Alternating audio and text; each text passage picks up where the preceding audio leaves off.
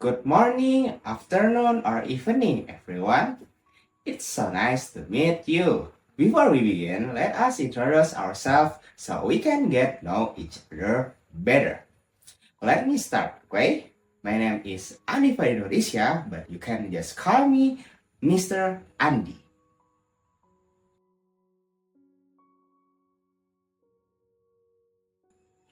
Hi guys, my name is Aditia Ferianto, but I'm usually called Mr. Asset. I hope we can have fun learning together. Hello everyone, my name is Rif'an Maula Syahid. Nice to meet you, and you can call me Mr. Rif'an. Hello, I'm Abel Dwi Leosar. Just call me with Mr. Abel, alright? Now that we know each other, allow me to guide this session as your first teacher. Hopefully, our session will be fun and full of knowledge. In this session, we will be discussing a heartfelt poem. This poem tells a story of loss, sadness, and hope, set in Palestine. Throughout this poem, we will try to feel and understand a little of what our brothers and sisters they are going through in there. Let us together reflect and take lessons from each stanza that we will read together. We hope this poem can open our hearts, not only to understand, but also to care more. Okay guys, so the poem that will be our material today is Viva Palestina, or in Indonesian mean Hidup Palestina. Like its name in English, which means Life Palestine, this poem was created as a form of protest against the prolonged conflict in Palestine.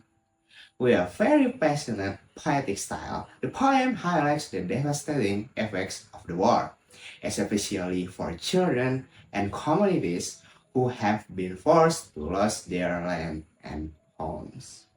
This poem was published on January 2, 2020 on a website that collects poems from around the world. But we don't know exactly when the author made the poem due to lack of info from any source. This poem is in the postmodernist era because this poem focuses on poetics and self-expression. The poem is entitled Viva Palestina, was created by a person named Dominic Winram, or commonly initialed DMW. He was born on December 9, 1970 in Hartlepool, England. Dominic Winram is a personal tutor of poet who has been published in a number of magazines across the world, but predominantly in the United States. So, that's an opening from us and the introduction from me, Mr. Andi, about the explanation of poetry and its author that we will learn together. Next, we will hear a poetry reading by Mr. Rif'an. Hello everyone, before I read the poem with the title Viva Palestina, which has been briefly explained by Mr. Andi earlier, I am going to be the teacher who will read this poem. By the way, I want you to read along with me so that you can also read it with the correct pronunciation. Let's read together.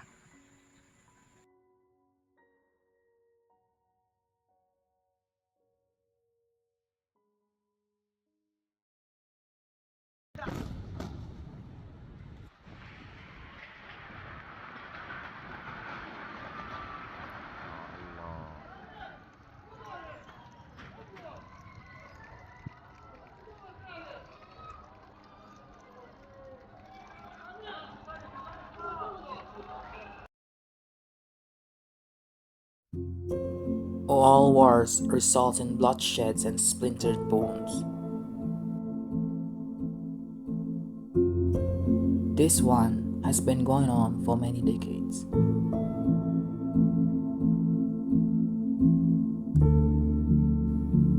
The likeness of the children's hearts has turned to stone.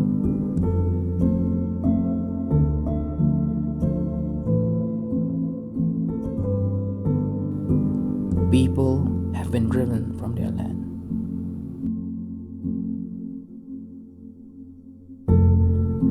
So we say this brutal occupation has to end right now.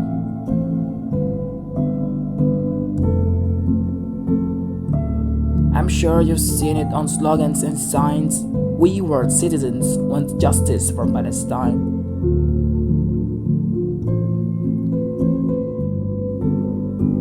We know that mainstream media always kowtows to government and big business. It never changes.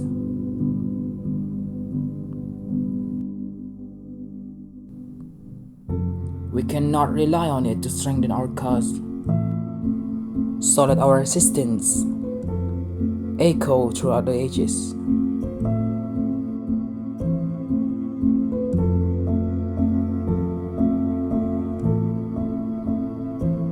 Our mission is simple. We want to end this war.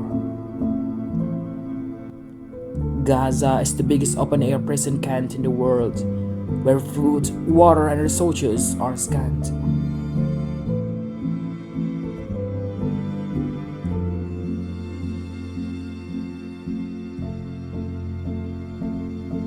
We must try to put a stop to the bigotry, which in time has created untold misery. Or we must take time to explore the history, the ethnic cleansing of the late 1940s.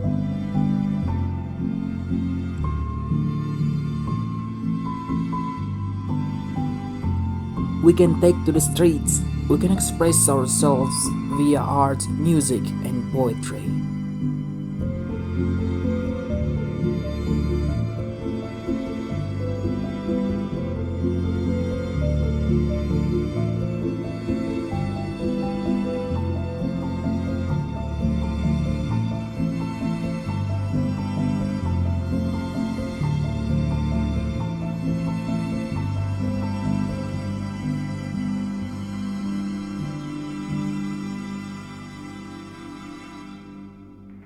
Viva Palestina!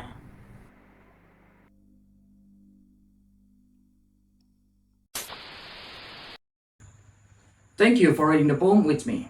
After we read it together, we will learn what is in this poem.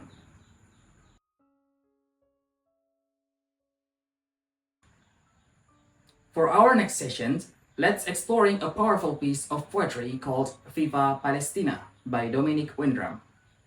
This poem expresses a call for justice and an end to suffering, focusing on the struggles of the Palestinian people. We will break down each line to understand its deeper meaning.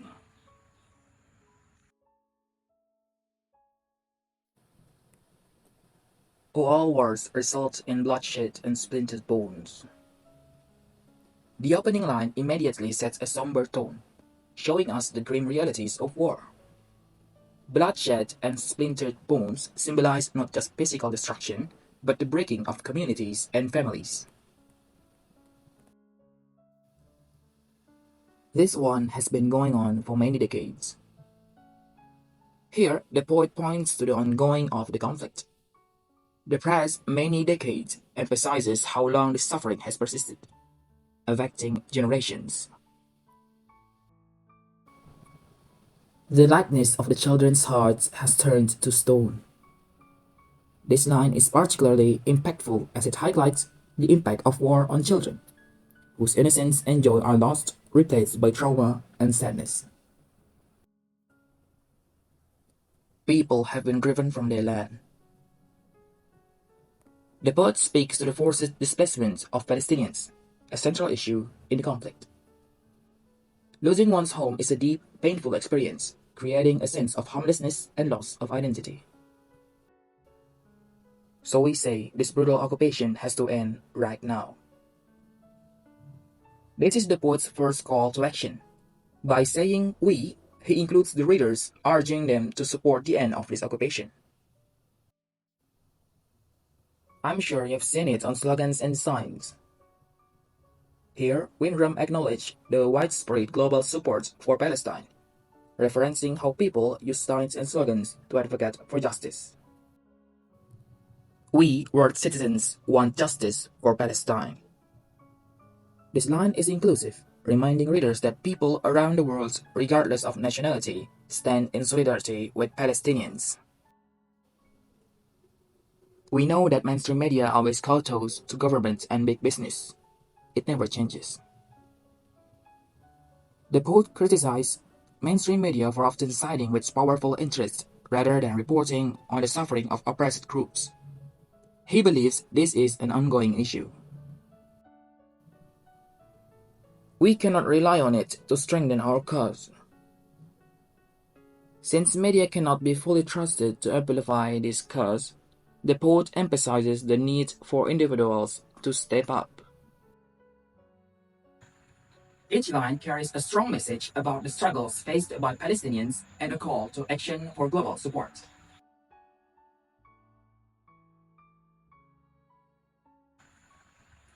The primary themes in Viva Palestina are justice, resistance, and solidarity. The poem speaks out against oppression and calls for the end of war and suffering in Palestine. Winram is appealing for human rights, making this poem part of a broader traditions of activist poetry.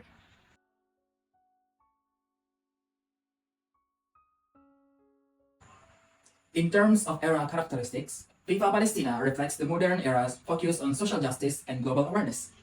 Today, we see poets, artists, and activists using their work to speak out against injustice worldwide. This poem embodies this spirit by bringing international attention to a long-standing conflict. By framing this in a way that appeals to world citizens, Winram connects his work to the global activism culture seen in recent decades, where people use social media, art, and protest to fight for human rights. The theme of solidarity is also significant here.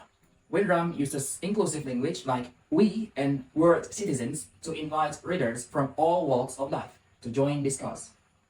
This inclusive approach is characteristic of modern poetry that seeks to unite people through shared empathy and purpose.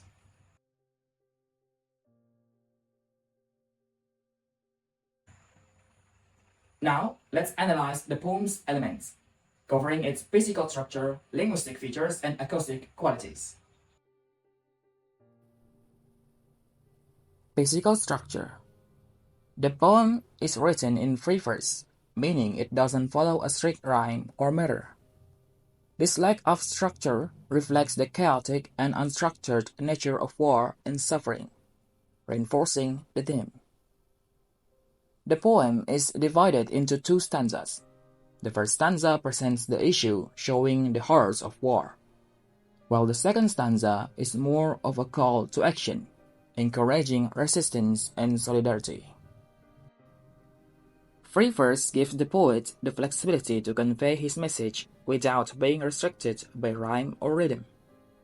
This style also makes the poem sound more like a passionate speech or conversation, making it accessible and impactful.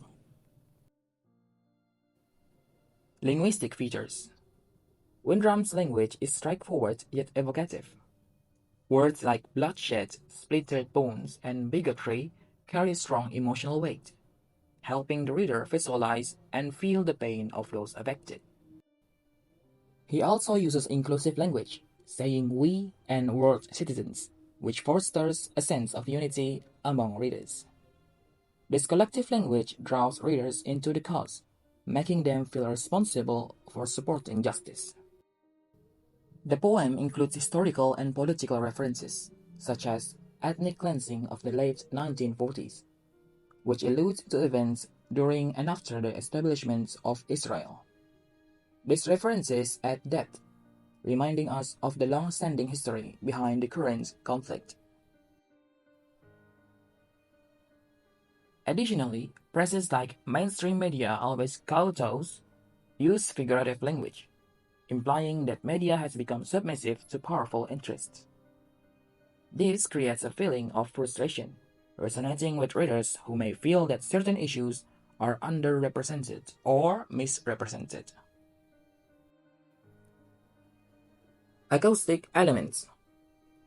Although the poem doesn't use rhyme, it employs repetition and rhythm through certain presses. For example, the repeated sound in bigotry, misery, and history. This repetition gives the poem a rhythmic, chant-like quality, making it feel more like a call for solidarity. The rhythm created by the alternation of shorter and longer lines gives emphasis to particular passages, especially in the second stanza where the poet's tone is more urgent. Lines like, "Our mission is simple, we want to end this war," are short and impactful, making them stand out. Another acoustic element is the use of pauses and enjambment, where lines flow into each other without punctuation. This creates a natural flow, almost like a speech or spoken appeal, which adds to the poem's urgency and conversational style. In conclusion, Viva Palestina by Dominic Windrum is a powerful example of how poetry can be used to raise awareness and promote justice. Through its free verse structure, emotive language, and chant-like rhythm, the poem effectively communicates the need for solidarity and action. Windrum doesn't just restrict the suffering, he invites us to take part in the movement. By understanding the elements and themes of this poem, we can see how poetry remains relevant and meaningful as a tool for social change.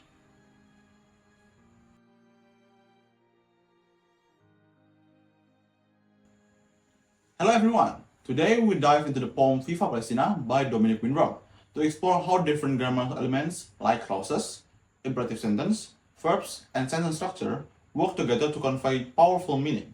So, let's get started. First, let's talk about clauses. Clauses are groups of words with subject and verb, and they come in two types, main and subordinate. Take the line, "The likeness of the children's heart has turned to stone."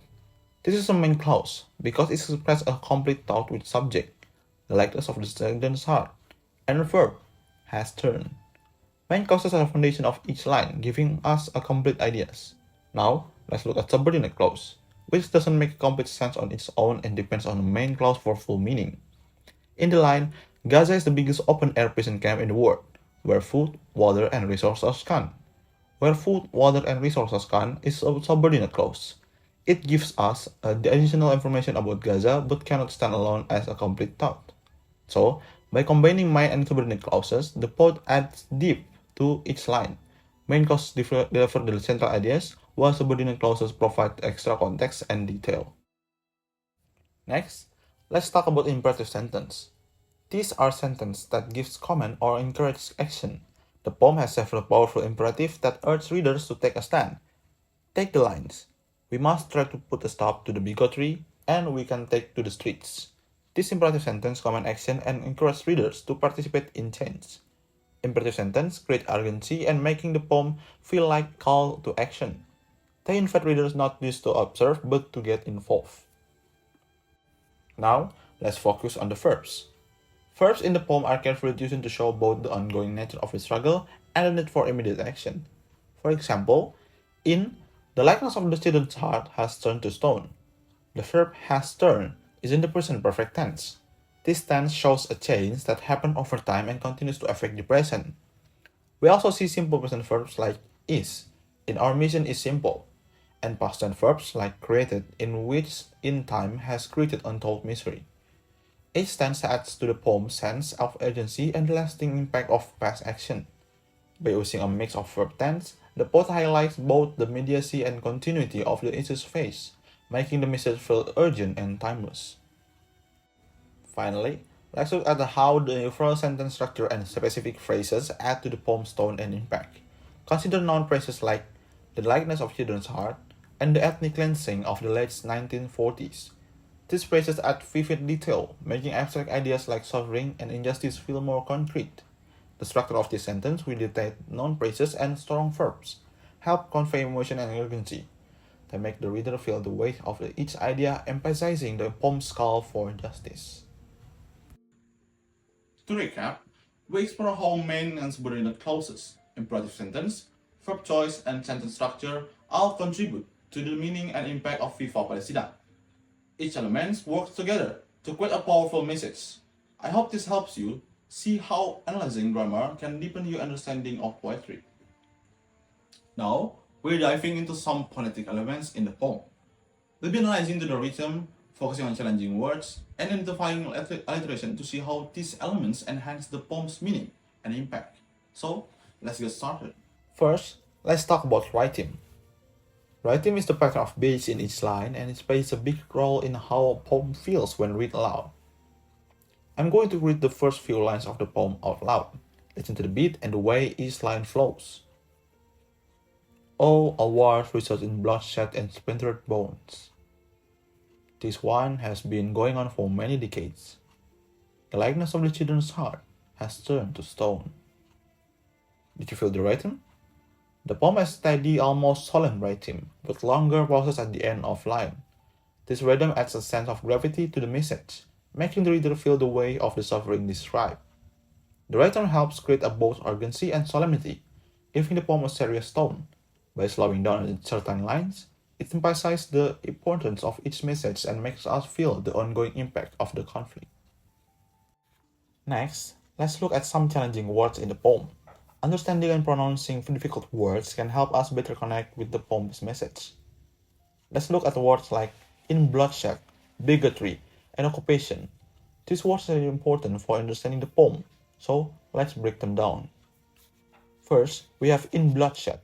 Let's try breaking down it phonetically. In bloodshed. This word combines in and bloodshed, creating a powerful image of violence and loss. Next, we have bigotry. Pronounced bigotry. Bigotry refers to intolerance and prejudice, and its hard sound to add to the poem's critiques of unfair treatment. Finally, occupation. Pronounced occupation. This word has 4 syllables and can be a bit tricky, but mastering it helps us understand the poem's context of prolonged control and oppression. Practicing these words not only improves pronunciation, but also deepens our connection to the poem's themes. Lastly, let's discuss alliteration. Alliteration is the repetition of the same initial sound in consecutive or closely connected words. It adds emphasis and rhythm to the poem. In the line, slogans and signs, the repetition of the S sound creates a smooth flow, making the phrase stand out.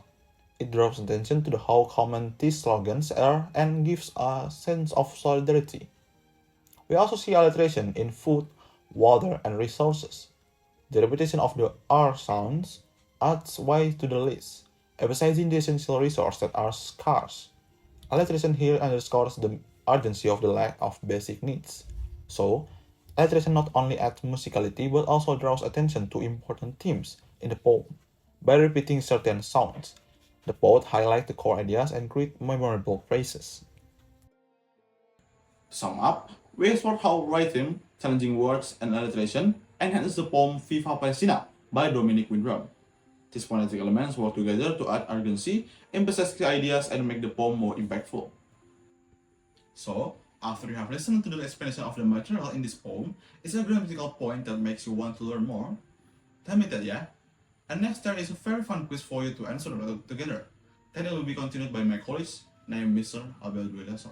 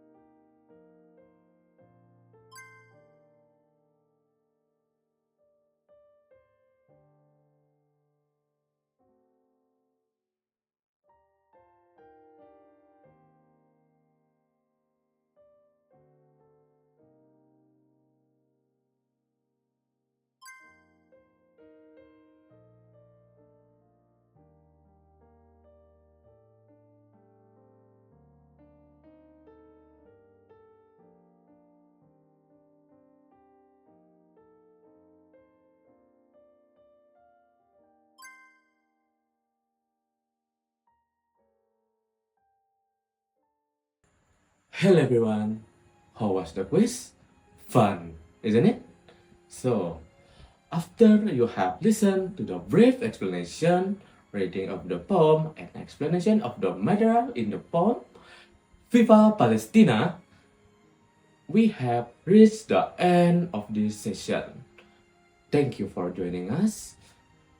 Before we end, let's review what have we learned. We see how the free verse structure of the poem reflects the chaos of war. The language used, such as bloodshed and splintered bones, is powerful and direct, depicting how poignant the impact of this conflict is. The use of inclusive words like we and our mission make us feel part of the call to action. We have also learned how grammar supports the poem's message. The use of main and subordinate clauses, imperative sentences, verb choice, and phrase structure all reinforce the message of justice and struggle. These things make each line feel alive, like a direct invitation from the poet. That's all from us. We take our leave. Goodbye and see you everyone. All we can say is Viva! Viva Viva Viva Palestina!